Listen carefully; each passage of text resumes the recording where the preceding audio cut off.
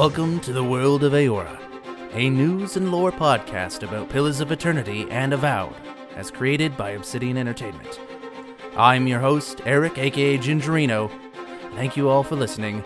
Let's get into today's lore.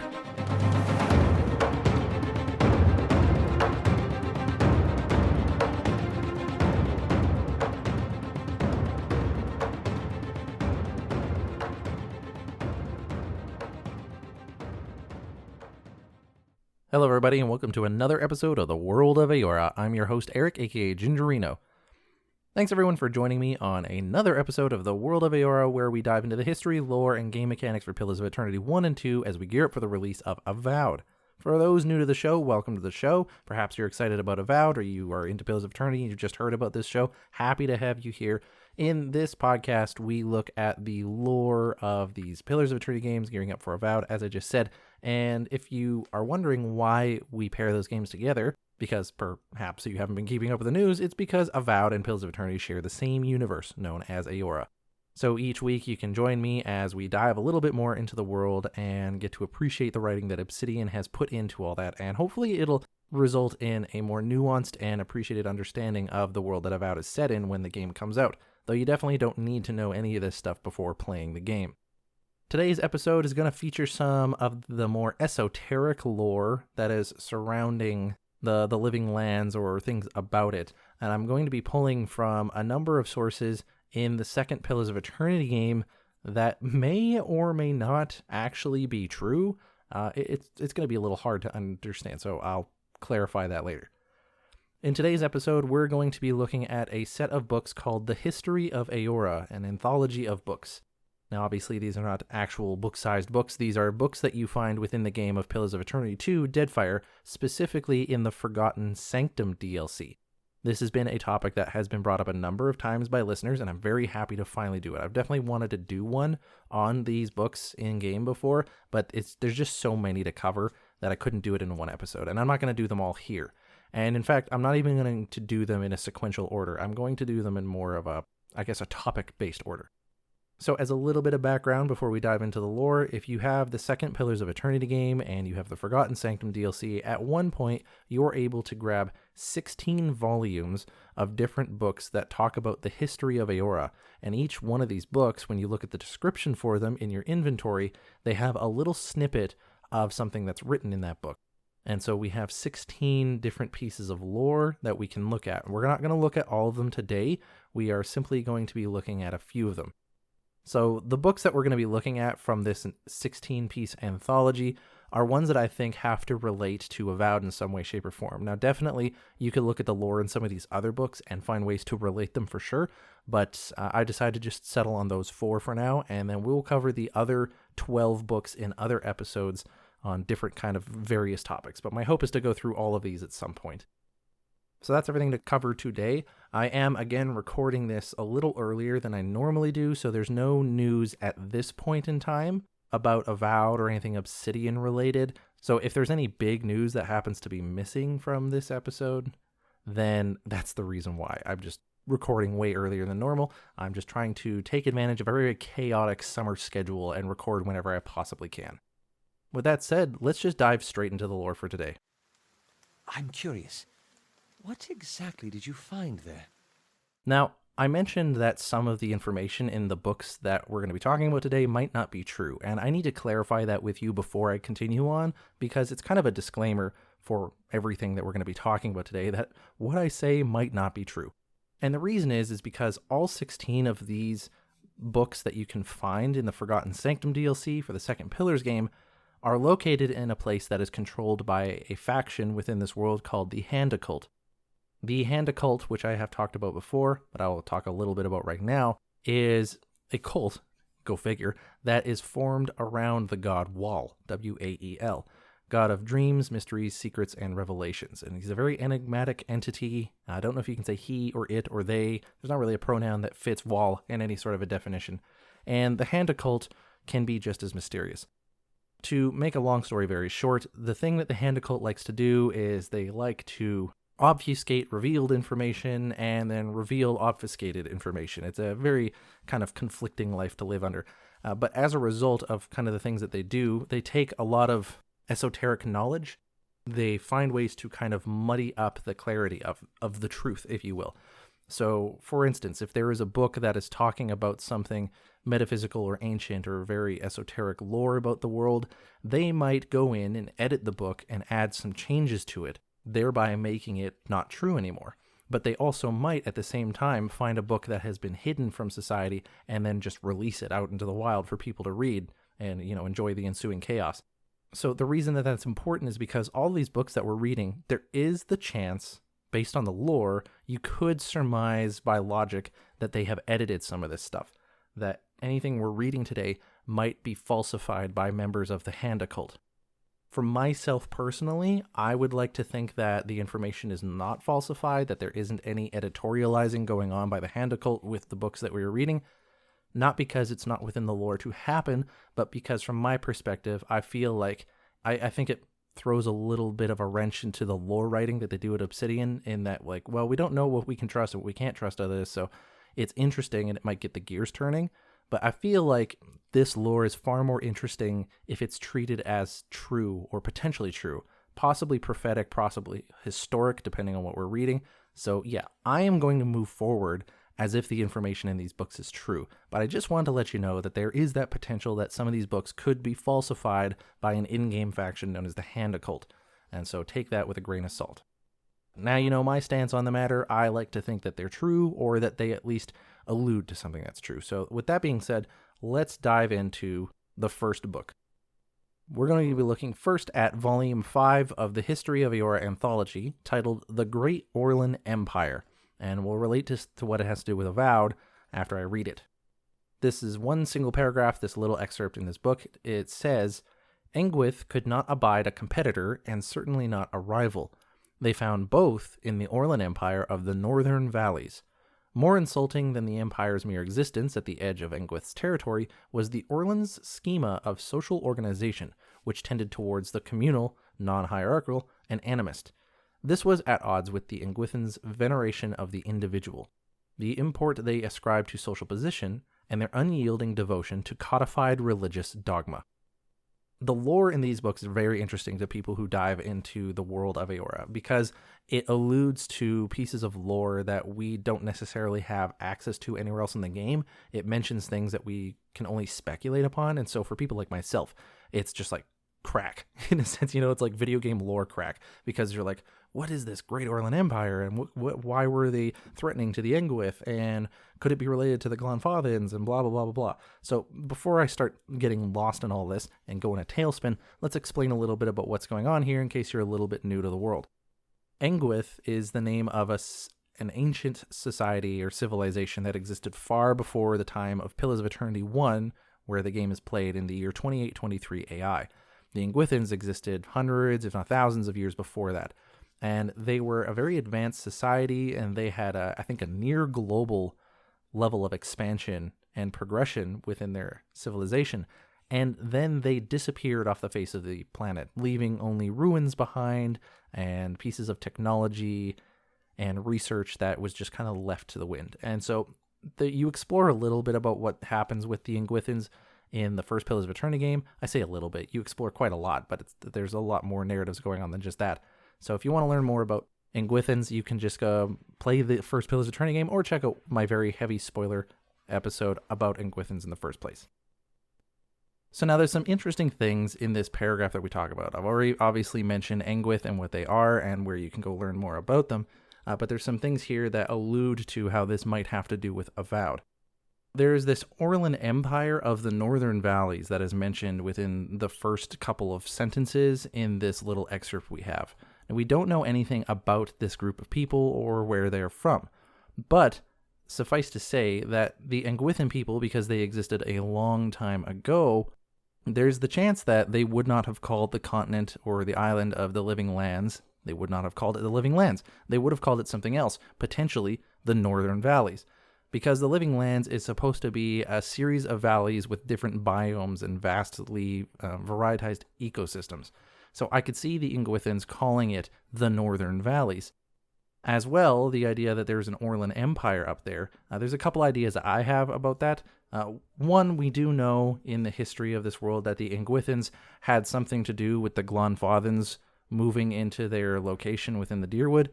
For a little bit of context, if you haven't played the first Pillars of Eternity game, there are a set of tribes that are the native peoples of that region.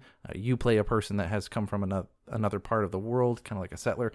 But the native tribes that lived here are the Glonfathan people. It is known in the history that the Ingwithans had something to do with their potential migration to this area.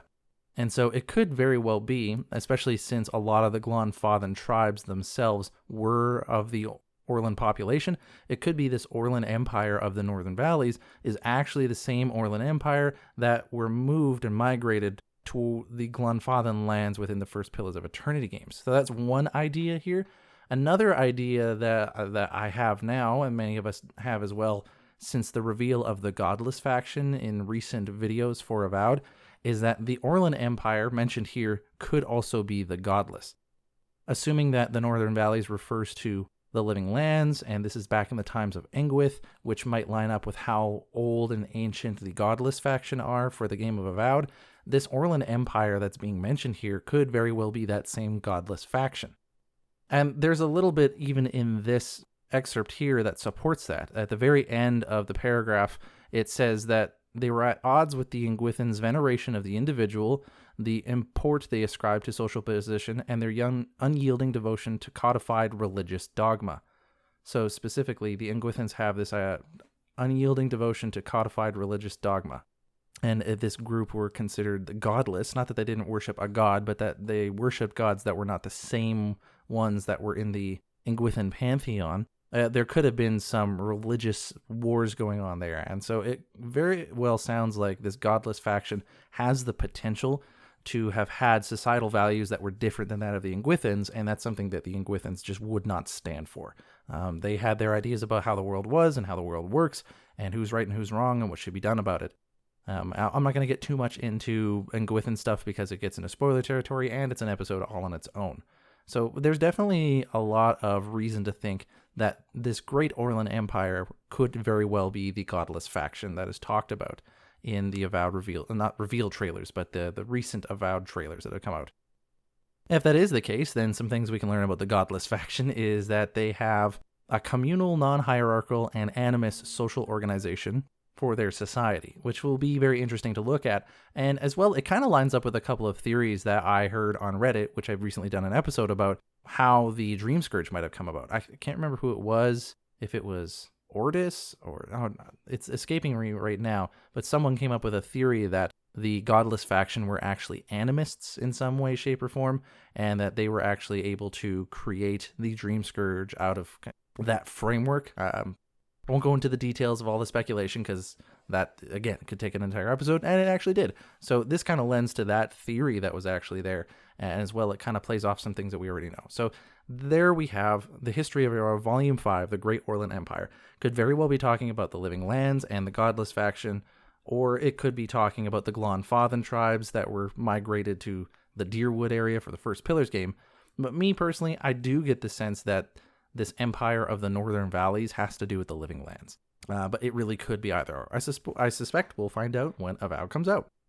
The next book that we're going to read is The History of Eora, Volume 12, The Reclamation of the Living Lands. Now, you can tell by the title that we're definitely going to be talking about the Living Lands here, and so that's why it's in today's episode, is because it definitely has a connection to Avowed in some way, shape, or form, or at least the setting for it. But let's see by reading it if there might be a connection to the narrative as well. The forces of the faithful left a deer with an exhortation from the Heame Queen still ringing in their ears. Let not the sullen wild people of that lawless continent continue to suffer beyond the guiding hand of the Queen that was and shall be again. Deliver them from their savagery, that they might join us in civilization and reap soon the rewards of their newfound piety. As your Queen demands, so too do I. Take up the burden of empire. Free them from themselves. So this little excerpt here talks about a call to action from the Heame Queen, which, if you might remember from my Aedir episode previously, is the name of the queen from the Aedir kingdom. Heame Queen, roughly translated to illustrious queen. And it sounds here like she is charging some people with heading over to that lawless continent, which we would assume is the Living Lands, giving the title of this book. And she wants to have them, as she says here, deliver them of their savagery that they might join us in civilization. And she invokes the name of Woodica by saying the queen that was and shall be again, which is one of the titles that Woodica has. Woodica being the goddess of vengeance, law, rightful rulership, justice, and oaths, just to name a few. And so this little excerpt kind of gives me the impression that there are some potentially native tribes that are on the Living Lands, and the Heame Queen doesn't stand for them being there for whatever reason. Maybe they are living in a way that is contrary to what they believe is the right way to live based in their Woodican religious beliefs. And so she actually wants this group of people to go over there and deal with that. There is the potential, I suppose, that the Heame Queen might have hired the Steel Garrote, a paladin order that follows the goddess Woodica, and it very, very heavily focuses on getting rid of people called Oathbreakers, which are people who break contracts with one another. It sounds to me like the Heame Queen might have sent them over, because I did wonder why your player character is being sent over by the Fair Koning, which is the king, the emperor of Aedir, but why the queen wasn't involved or were not mentioned. And I suppose it could have just been for a narrative thing, or just to it's not an important detail for these teaser trailers, if you will. But for a lore nerd like me, that question does come up, and this might actually be an answer for it. It could be that the Heame Queen, the queen of this empire, and the Fair Koning, the king of this empire, had different approaches to how they were going to do this, and perhaps they're even having a competition with each other. The Heame Queen maybe thinks that, well, she can send the entire Steel Garrote over to do what she wants, and the king might be thinking, well, I can just send one really strategic person to do what I want, and perhaps that's what's going on there. So who knows? You might actually get involved with the Steel Garrote and Inquisitor Lodwyn, who we've seen in the trailers of recent, and it might be that she was charged by the Heame Queen to go over here and to subdue the people that were here, and also to potentially use the Dream Scourge for those purposes. Who knows?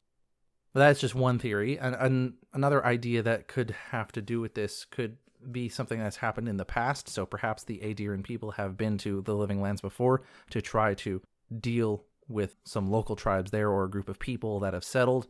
Perhaps this actually deals with early on in the Aediran Empire's history, at a time when there was a less recording of history, and maybe this is how the Godless faction disappeared.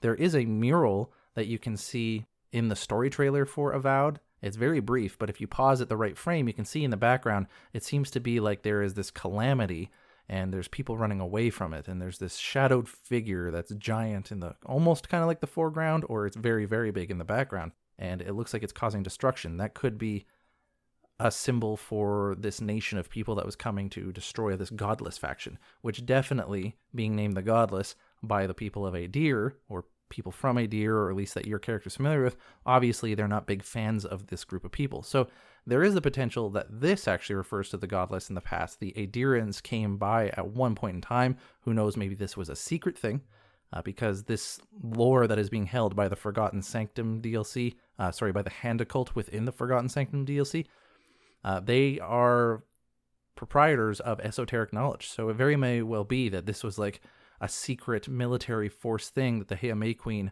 from ages past ordered them to do. So maybe this might have something to do with that. And then that leaves some lore open in the previous book we read about the Great Orlan Empire to actually be the Glonfathans that I had mentioned before. So there's a little bit of overlap in these two, but it definitely seems like there is something going on. So either there is a history between Aedir and the Living Lands and something has gone on there, or this is the exact same thing that's happening now. So like this book that is being written now is actually prophetic, and it is now coming to pass in the game of Avowed. Those are my two main ideas with these books. Because remember, these books are great esoteric knowledge, and it could also be stuff that is false or is true, but it's definitely not commonly known knowledge.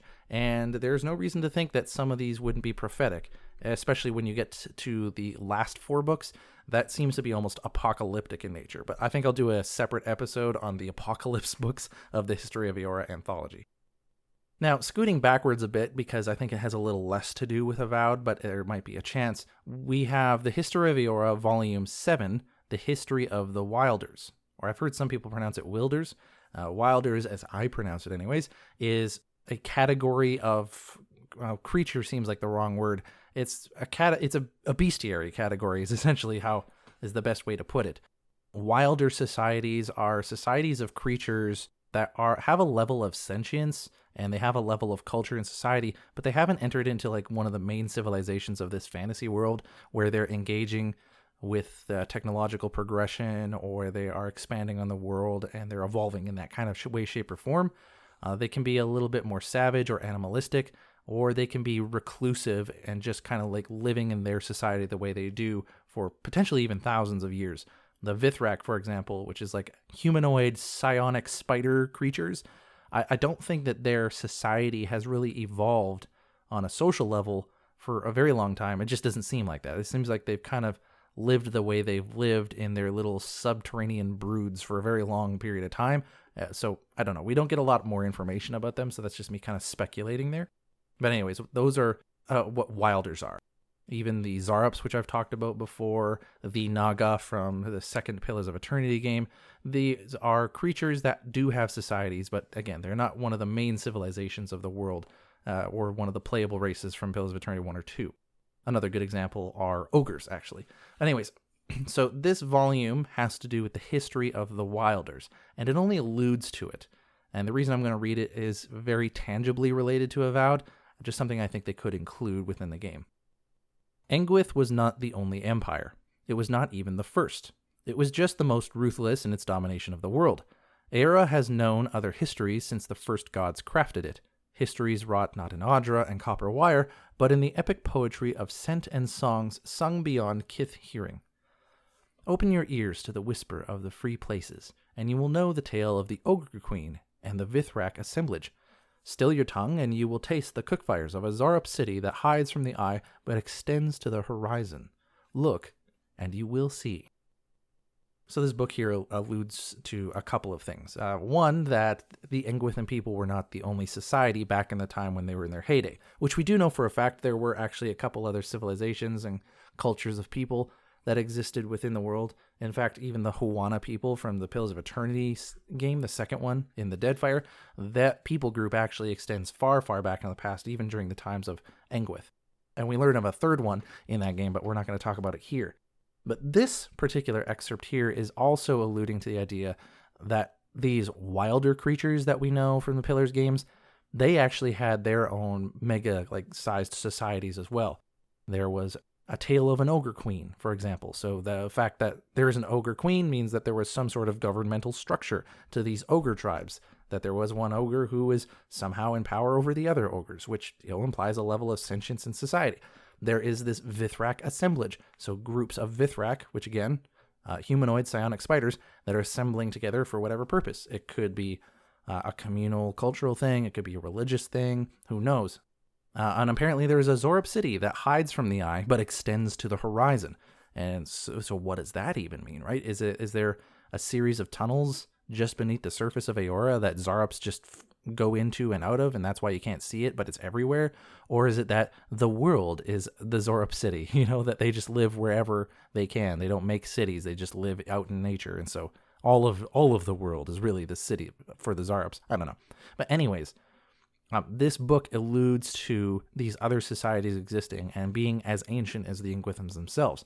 And the reason I want to relate this to Avowed, which is the main reason we're talking about this stuff in today's episode, is because Carrie Patel, the game director for Avowed, has talked about that there are deep secrets that the player can discover and possibly miss within the game of Avowed. So there's going to be a lot of secrets and probably esoteric lore within the game of Avowed that talks about the world of Eora or some enigmatic history that exists there. I don't really know. I'm just kind of speculating with fancy words and all that.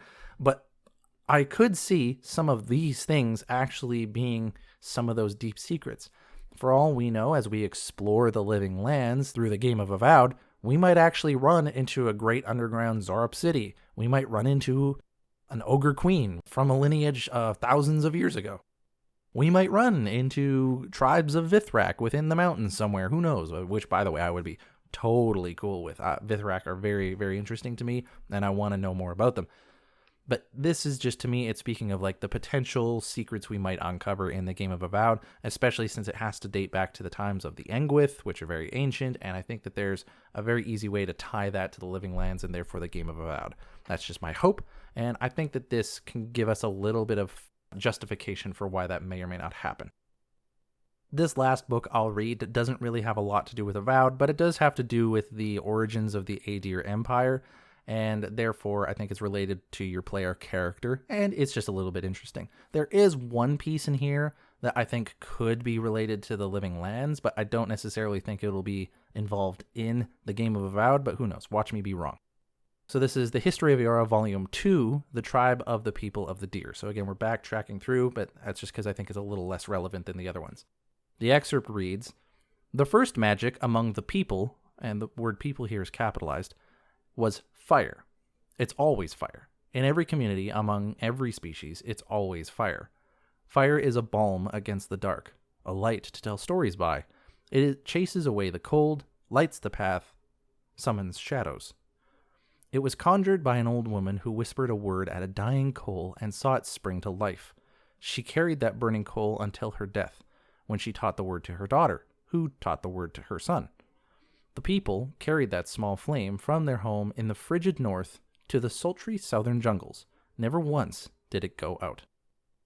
So this just alludes to the first introduction of magic to the tribe of the people of the deer, which would have been one of the tribes that predate the Aedirian Empire that our player character comes from. So this is hundreds, if not thousands of years in the past. No, it's not thousands. I think it's just hundreds, because I think it's 600 something years before the first Pillars game when the Aedirian tribes got together. But we don't know how early this is referencing. Either way, this is talking about the first time magic got introduced into a society. And apparently fire is always, or at least most commonly, the first thing that comes into play. And probably due to its importance, and it almost seems like the situations that they come into existence are magical.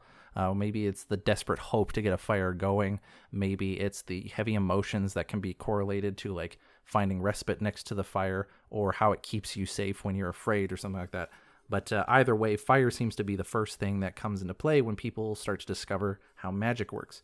And in this case, it was conjured by a person who had uttered a particular phrase next to a dying coal. Now, does that mean that she knew what this phrase was, or she had heard a myth of it or something and then said it, or was she just uttering phrases herself out of her desperation, and through that, maybe not necessarily the words spoken, but the emotion and the intent behind it, maybe that's what caused the magic to swell. Perhaps she also had a strong soul. Perhaps the stuff that she was using to light the fire with also had a lot of essence in it. We don't really know.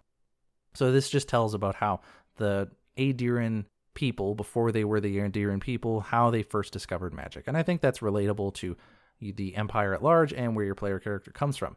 But there is this one little bit here that says they carried the small flame from their home in the frigid north to the sultry southern jungles. Now, as far as I remember, the Aedirian continent that the Empire of the Aedir is on does span a large swath of the planet itself, and so I think it crosses the equator. So it stands to reason that in the southern portion of the continent would be these jungles that is mentioned here, and that far to the north in the continent there is a frigid northern area. But you could also surmise that this frigid north is actually the Living Lands itself. Perhaps these people came from the Living Lands, traveled a little bit across the ocean to the Aedirian continent, and they were able to do so because of fire, for whatever reason, right? They were able to stay warm, and they were able to build societies, and perhaps they were actually able to travel a little bit down through the water to get to the Aedirian continent where they settled and now have their empire. That is realistic.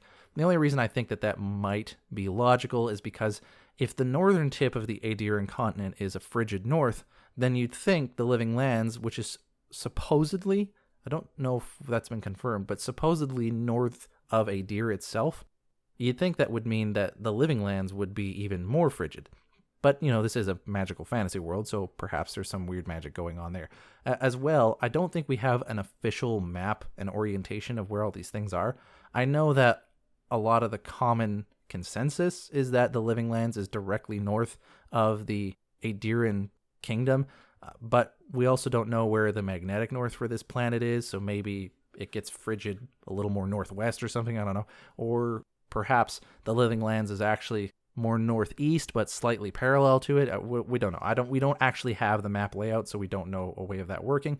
But again, you'd think if it was a little more north of the Aedirran continent that it would therefore be a little more frigid rather than the lush jungle and desert wasteland that we see at some points in time. You think it would actually be kind of centrally aligned with this continent, and if that was the case, then I don't know where we would be getting this idea that it's north of this continent from. But again, we don't know the magnetic field of this planet, and it is also a fantasy world, and the Living Lands is kind of weird to begin with, so who knows. So I think this gives a little bit of credibility to the fact that the people of Aedir might have originally come from the Living Lands themselves.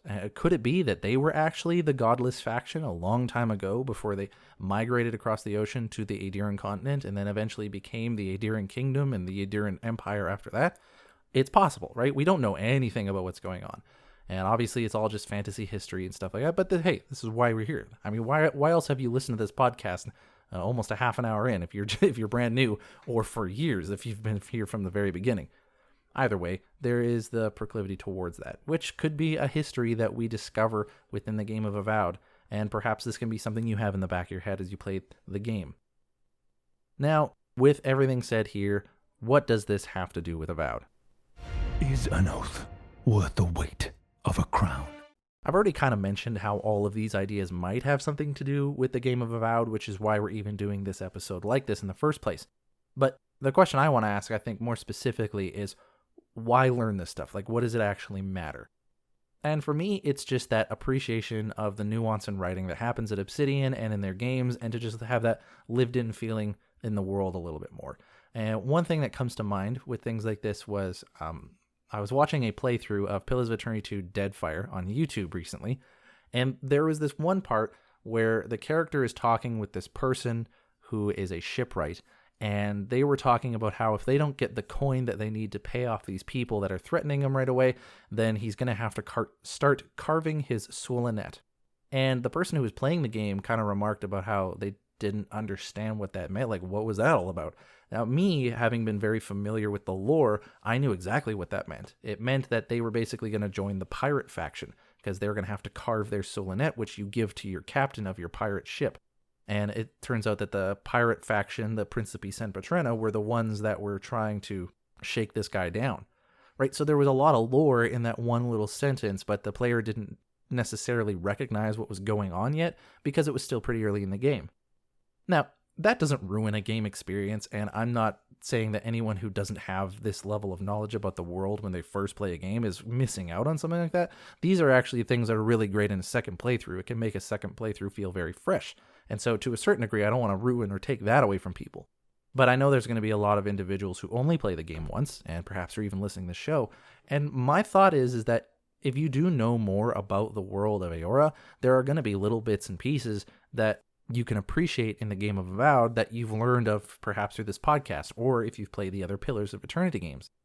As well, too, it just might help make things click a little better. Perhaps when you play games like Avowed, as the story is releasing or revealing itself, you like to theorize what might be going on, and some of this information might be helpful for you. You might connect the dots in little ways and really value having that kind of experience where you're unraveling the mystery for real in your own mind. And so those are the connections that I'm hoping to draw here.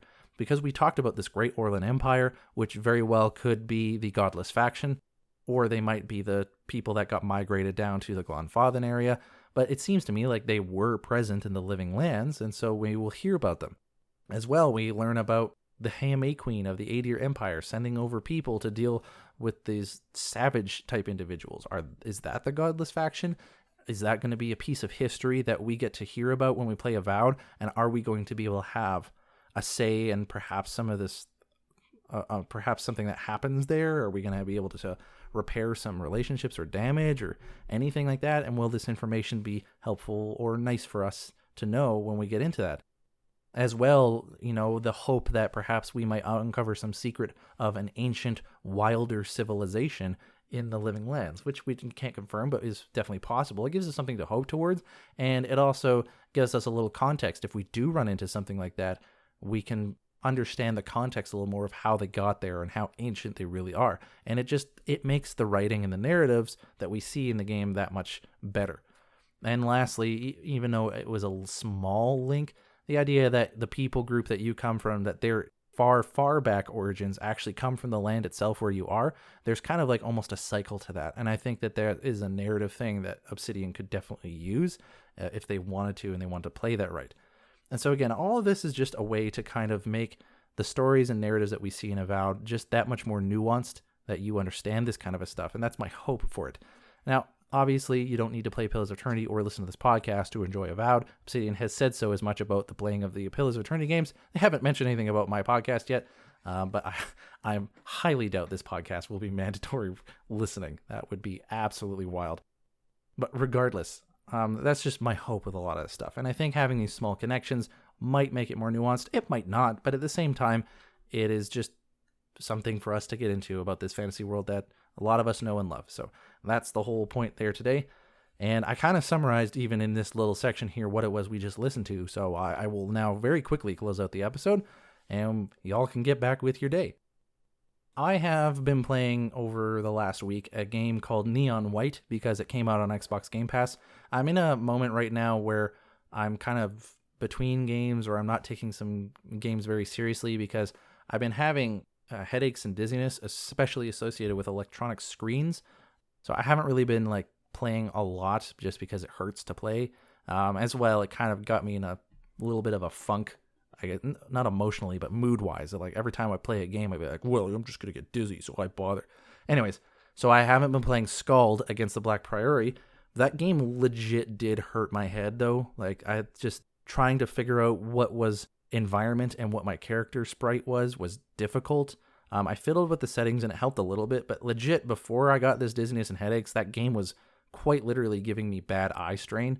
So I have had to pause playing that game for a while, which sucked because it was just getting phenomenally interesting.